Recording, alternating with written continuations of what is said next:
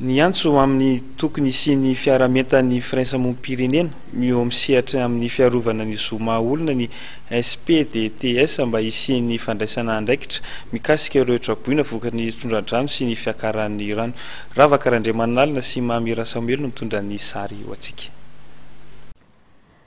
Amin'ny vanim-potoana isehoan'ny loza voajanahary izay misy fiantraikany amin'ny sosialim-bahoaka tahaka izao no tokony hisy ny fiarametana ireo firaisamonim-pirenena misehatra amin'ny fiarovana ny zoma olona ary andray anjara amin'ny rafitra cluster protection araky ny antso nataon-dramatoa Nourtina Janoda filohan'ny SPDTS. Ao anatin'ny toe-javatra ohatran'izao hoe tondra-drano aloha voalohany indrindra na tetsika na tsy tetsika dia misy fiantraikany any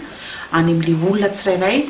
trabona zany zao zavatra zao dia izay no mahatonga ny hoe tena mila mihetsika ny rehetrarehetra iny fotony manomboka hatrany amin'ireny hoe tambazotra hirovana ny zaza eto Antananarivo na ny réseau de protection taiza ny fiantso iny fotony ny association sy ny ONG sy ny communauté religieuse ary indrindrindra ny ministère dia voakasika manokana amin'io ministère amponina izay izy no milidy ao anatiny antsoina hoe cluster protection. Ny tsangan-javatra amin'izao mankony ao anatiny hoe cluster protection dia voatotoana daholo ny zo mahafeno an'ilay olona zany zao raha tsy raisiko fotsiny zao ohatra manokana amin'izay hoe misy amin'ireo fianakaviana ireo mety hoe tafasaraka voatery izy miaro an'ilay fananany kely any anatin'ny trano dia ny vehivavy sy ny ankizy any anatin'ny tente any anatin'ireny tente ireny lasa mikorotana lasa miara-miaina amin'ny olona izy dia voatotohana le hoe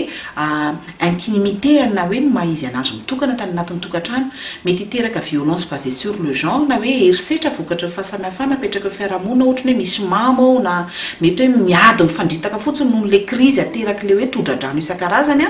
mety hiara mifaninanana ny ankizy ary tena arovana be mihitsy ny amin'ireny toeran'ireny hoe mety mifanolana ny ankizy na misy manararoatra mety hanolana mety tafiditra ao anatin'izay ihany koa ohatrany ao anatin'ny cluster protection hoe ny taratasy sahalan'ny hoe ny copie ny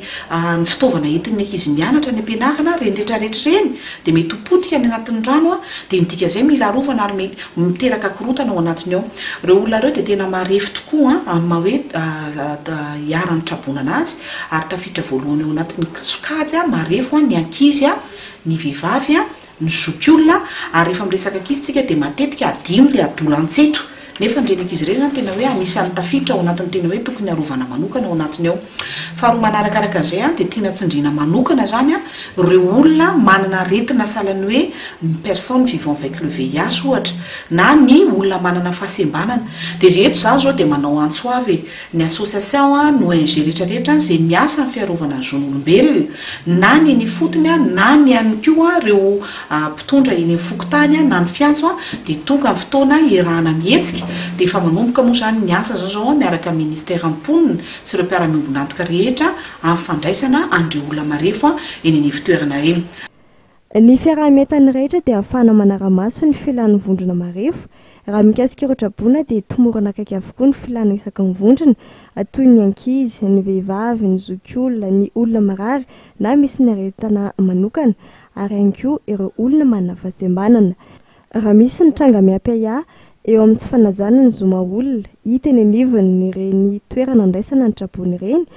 dia nanao fanantanana trano teo anivon'ny SPDTS ny amin'ny antsoina ny larana maitso 147.